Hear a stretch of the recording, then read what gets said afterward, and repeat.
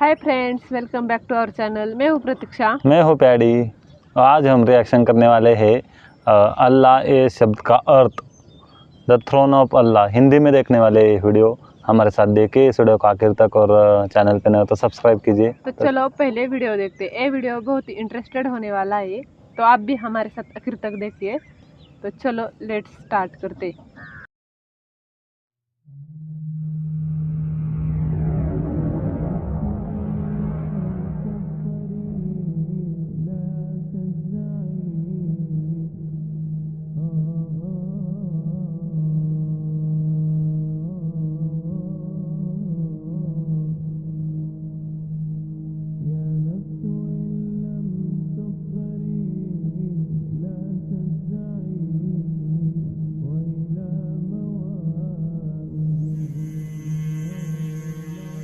يا نفس إن لم تظفري لا تجزعي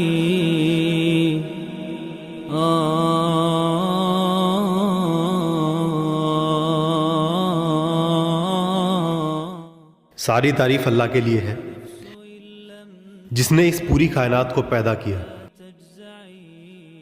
और जो सब पर रहम करने वाला है, और वही है जिसका हुक्म सबके ऊपर है। बस वही एक है जो हमारी इबादत के काबिल है, ना ही उसका कोई साथी है और ना ही कोई हिस्सेदार, ना ही कोई बेटा या बेटी, ना ही उसको कोई सलाह देता है, और कोई ऐसा नहीं जो उसकी बराबरी कर सके। सारी तारीफ अल्लाह के लिए है जो बादशाहों का बादशाह है। बस एक उसी का कानून हर एक चीज पर चलता है। वही हमें जिंदगी देता है और वही हमें मौत देता है, लेकिन मौत का उस पर कोई हुक्म नहीं चलता, क्योंकि वो अमर है और खुद को पालने वाला है। वो हमेशा से था और रहेगा, और बस वही इकलौता सच है। सारी तारीफ अल्लाह के लिए है जिसकी ताकत हर एक चीज़ पर चलती है, और हकीकत में ना ऐसी कोई ताकत है और ना ही कोई शक्ति, ना कोई पहचान जो हमें फ़ायदा या नुकसान पहुंचा सके उसके अलावा। वही है जिसने इस जटिल दुनिया को बनाया। उसमें से कुछ हमें दिखता है और कुछ नहीं दिखता, कुछ जो जाहिर है और कुछ के बारे में सिर्फ अंदाज़ा लगाया जा सकता है। पृथ्वी और जो कुछ भी उसके ऊपर है या उसके अंदर। वही है जिसने अपने पैगंबरों और नबियों को भेजा अलैहिमुस्सलाम, सिर्फ एक खुदा की इबादत का कॉमन मैसेज लेकर, जिसका आसान सा मतलब है कि ऐसा कोई नहीं जिसकी हम इबादत करें या हुक्म माने सिवाय उस खुदा के, जिसका हुक्म हर एक चीज़ पर चलता है और जिसका कोई हिस्सेदार नहीं। इससे पुराने संदेश जो पैगंबरों के साथ अलग अलग इलाकों में भेजे गए,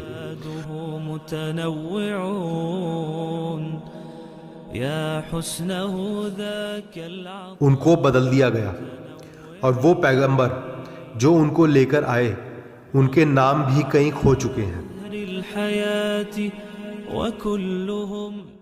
हमें अल्लाह ने कुरान के जरिए बताया है, हमने हर मुल्क में अपने पैगंबर भेजे एक ही संदेश के साथ कि सिर्फ अल्लाह की इबादत करो और नकली भगवानों को मत पूजो।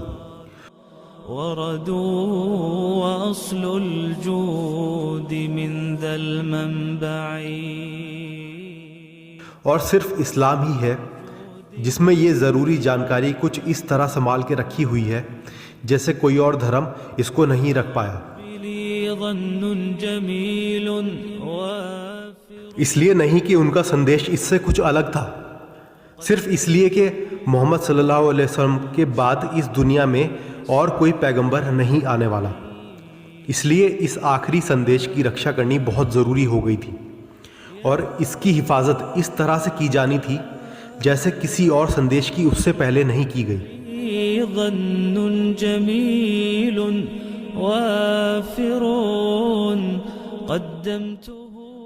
मैं नास्तिकों से कहता हूँ, जिस चीज़ का तुम्हें सिर्फ 40 साल पहले पता लगा और जिसे तुम लोग बिग बैंग के नाम से जानते हो, वो कुरान में हमें 1400 साल पहले ही बता दिया गया था। فضلك أمطروا सूरह अनबिया चैप्टर 21 आयत नंबर 30। क्या काफिरों को यह समझ में नहीं आता कि पहले हमने दुनिया और कायनात को एक साथ कसकर दबाया और फिर विस्फोट करके हर चीज़ वजूद में आई। इसको आप एक स्प्रिंग की मिसाल से समझ सकते हैं। आप स्प्रिंग को दबाते चले जाते हैं जब तक कि वो छोटा और छोटा होता चला जाता है और उसमें ताकत इकट्ठी होती चली जाती है, और जैसे ही आप उसको छोड़ते हैं वो झटके से उड़कर दूर चला जाता है जैसे कोई विस्फोट हुआ। तो जो चीज़ आपको 40 साल पहले पता चली वो तो हम लोग 1400 साल पहले से ही जानते हैं कुरान में। किसने ये बात बताई होगी उस समय? तो नास्तिक कहते हैं कि किसी ने बस ऐसे ही अंदाज़ा लगा लिया होगा या तुक्का मार दिया होगा।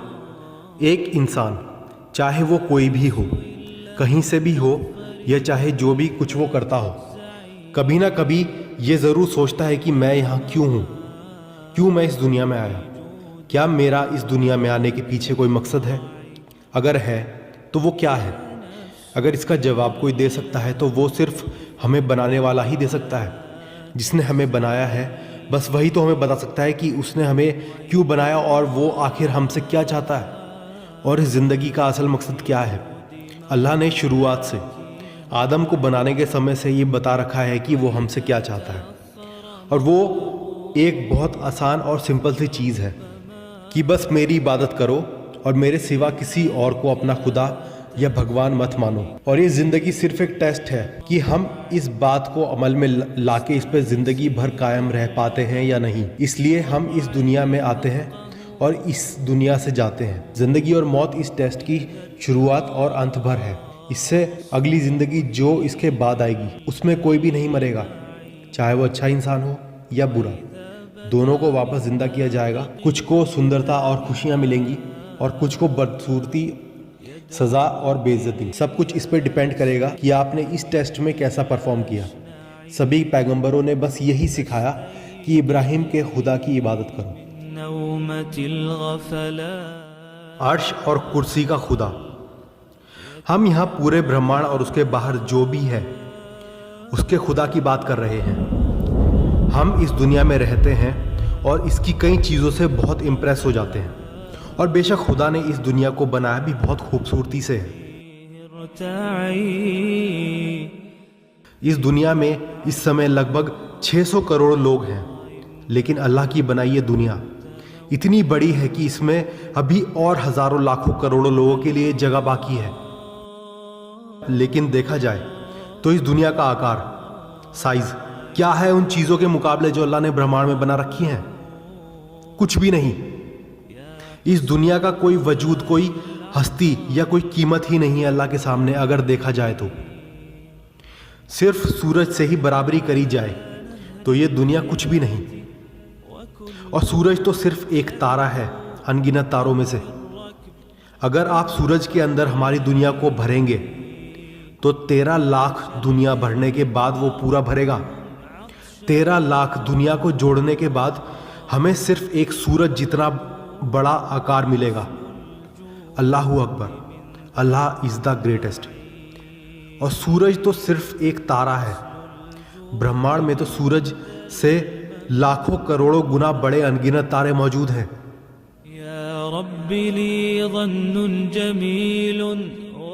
और करोड़ों करोड़ तारों को आपस में मिलाकर एक आकाश गंगा बनती है, और ब्रह्मांड में तो अनगिनत आकाश गंगाएं मौजूद हैं।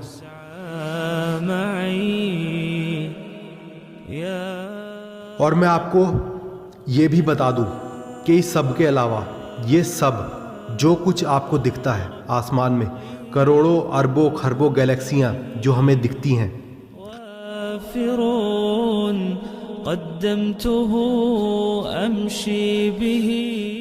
ये सब कुछ सिर्फ पहला आसमान, पहला ब्रह्मांड है।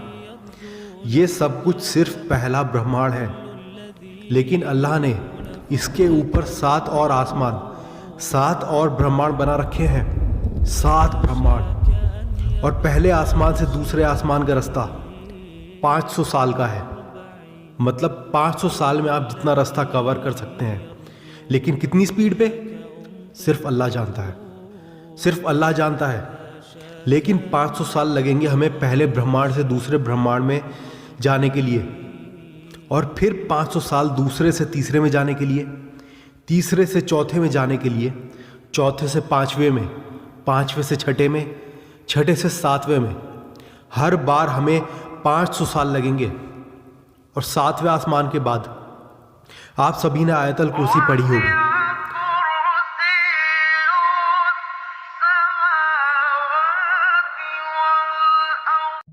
हम सब आयतल कुर्सी जानते हैं। इन 7 ब्रह्मांडों के बाद अल्लाह की कुर्सी आती है, अल्लाह की चेयर। अभी हमने जिन 7 ब्रह्मांडों की बात करी, अल्लाह की कुर्सी के सामने उनका कोई वजूद ही नहीं, कोई औकात ही नहीं, जैसे कुर्सी के सामने कुछ हो ही नहीं। मोहम्मद सल्लल्लाहु अलैहि वसल्लम के हदीस से हमें एक जानकारी मिलती है जिससे हम कम से कम एक कंपैरिजन कर सकते हैं अल्लाह की कुर्सी का 7 आसमानों से। अपनी उंगली से एक अंगूठी निकाल लीजिए, कोई भी अंगूठी जितनी बड़ी चीज़ जो आपके पास हो, और उसे एक रेगिस्तान में रख दीजिए, जैसे सारा रेगिस्तान, दुनिया का सबसे बड़ा रेगिस्तान। तो जो अंगूठी हमने अभी सारा रेगिस्तान में रखी है, तो क्या मुकाबला है उस अंगूठी का उस रेगिस्तान के मुकाबले? कुछ भी नहीं, कुछ भी नहीं। तो उन 7 ब्रह्मांडों को वो अंगूठी मान लीजिए, और उस सारा रेगिस्तान को अल्लाह की कुर्सी। और अल्लाह की कुर्सी के बाद आता है अल्लाह का अर्श, अल्लाह का अर्श। तो फिर से हदीस में एक कंपैरिजन दिया है मोहम्मद सल्लल्लाहु अलैहि वसल्लम ने, जिससे हम कंपैरिजन को समझ सकें। फिर से अपनी अंगूठी को उसी रेगिस्तान में रख दीजिए, लेकिन इस बार वो अंगूठी अल्लाह की कुर्सी है और वो सारा रेगिस्तान अल्लाह का अर्श। तो कुर्सी का अल्लाह के अर्श से क्या मुकाबला? कुछ भी नहीं। फिर उसके बाद आते हैं वो फरिश्ते जिन्होंने अल्लाह का अर्श उठा रखा है। उनके सर 7वें आसमान में हैं और पैर हमारी दुनिया तक। और फिर दोस्तों उसके बाद आता है हमारा मालिक खुद।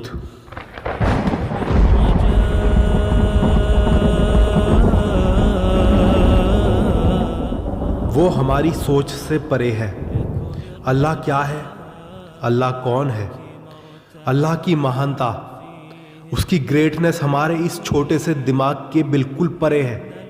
और ये है वो जिससे हम पंगा लेने की सोचते हैं। अल्लाह के सिवा कोई खुदा नहीं, वो अमर है और सब कुछ देखता है। इमदादुहु मुतनव्विउन या हुस्नहु ज़ाकल अताल मुतनव्विउन। ना वो कभी थकता है और ना उसे कभी नींद ही आती है।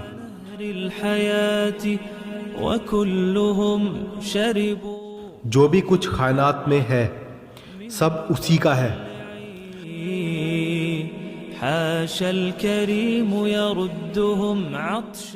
कौन है वो जो हमारी तरफ से सिफारिश कर दे उसके सामने बगैर उसकी इजाजत के?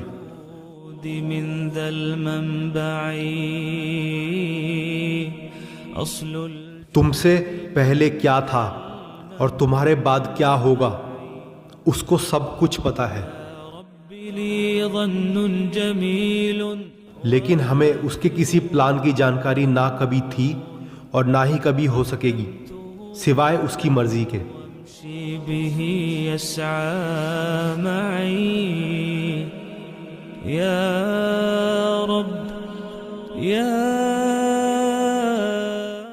उसका अर्श फैला हुआ है सारी दुनिया और कायनात के ऊपर।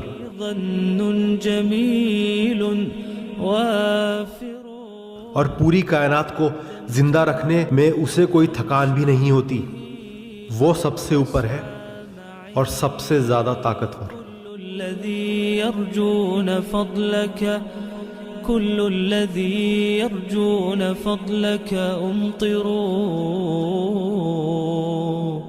حاشاك أن يبقى هشيما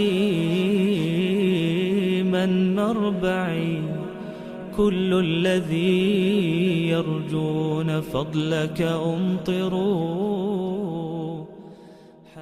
सो गाइस ये थी आज की वीडियो। तो बहुत ही कमाल की वीडियो थी ये। और जैसा कि हमने जो अल्लाह का मतलब बताया इस वीडियो में पूरा बहुत ही डिटेल में और बहुत ही अच्छी तरीके से बताया, हिंदी में बहुत ही इजी और समझ में आ जाएगा इस लैंग्वेज में बताया है।